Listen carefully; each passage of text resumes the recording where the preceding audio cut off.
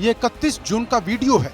उस दिन पटना में बीमा भारती ने पूर्णिया के निर्दलीय सांसद पप्पू यादव से मुलाकात की थी और उपचुनाव के लिए समर्थन मांगा था। हफ्ते भर सोच विचार के बाद पप्पू यादव ने रुपौली विधानसभा के उपचुनाव में बीमा भारती को समर्थन दे दिया है। क्योंकि हमारी आइडेंटिटी और विचारधारा कांग्रेस की है।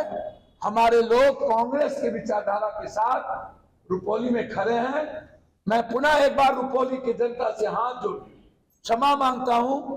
यदि कभी भूल में गलतियां हुई होगी उसको क्षमा करिएगा और आप एक बार मेरे लिए अपनी बेटी के साथ खड़े।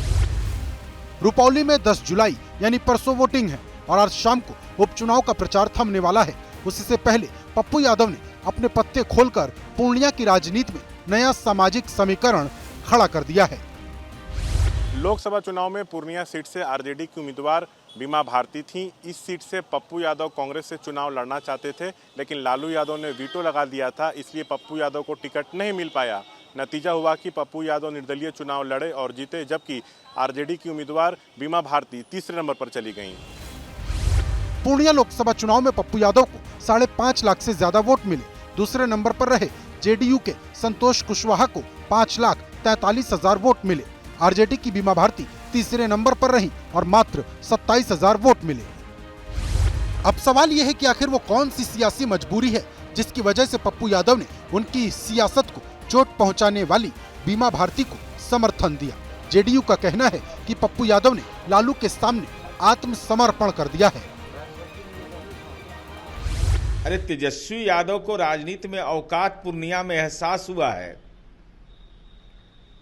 पहले नंबर पर आप रहे, दूसरे नंबर पर एनडीए रहा और नीचे से फर्स्ट की है राष्ट्रीय महागठबंधन का उम्मीदवार। तो तेजस्वी यादव का राजनीतिक आत्मसमर्पण करवा लेते तो लोगों को इस बात का एहसास होता कि आप जो बोलते हैं उस पर कायम रहते हैं। अगर एक तरफा समर्थन किया तो इसका मतलब साफ होगा कि आप भी लालू परिवार के धौंस में आ गए। जिस रुपौली विधानसभा सीट पर उपचुनाव होना है वहां गंगोता जाति की संख्या सबसे ज्यादा करीब 25% के आसपास है। आरजेडी की बीमा भारती और जेडीयू के कलाधर मंडल दोनों इसी गंगोता जाति से आते हैं। कलाधर मंडल को जेडीयू ने पहली बार टिकट दिया है। बीमा भारती के पति अवधेश मंडल की छवि कुख्यात वाली है। पुलिस अभी हत्या के केस में मंडल को तलाश भी रही है। बीमा भारती 5 बार इसी रुपौली सीट से विधायक का चुनाव जीत चुकी हैं, लेकिन इस बार के लोकसभा चुनाव में उन्हें अपने गढ़ रुपौली में भी तीसरे नंबर पर रहना पड़ा। रुपौली विधानसभा में जेडीयू को 97,000, पप्पू यादव को 72,000 और बीमा भारती को सिर्फ 11,000 वोट मिले थे। 2020 के बिहार विधानसभा चुनाव में बीमा भारती जेडीयू के टिकट पर जीती थीं, लेकिन लोकसभा चुनाव से पहले पाला बदलकर वो आरजेडी में आ गईं। इसके बाद उन्होंने विधानसभा की सदस्यता से इस्तीफा देकर राजद के टिकट पर पूर्णिया से लोकसभा चुनाव लड़ा, इसलिए उपचुनाव हो रहा है।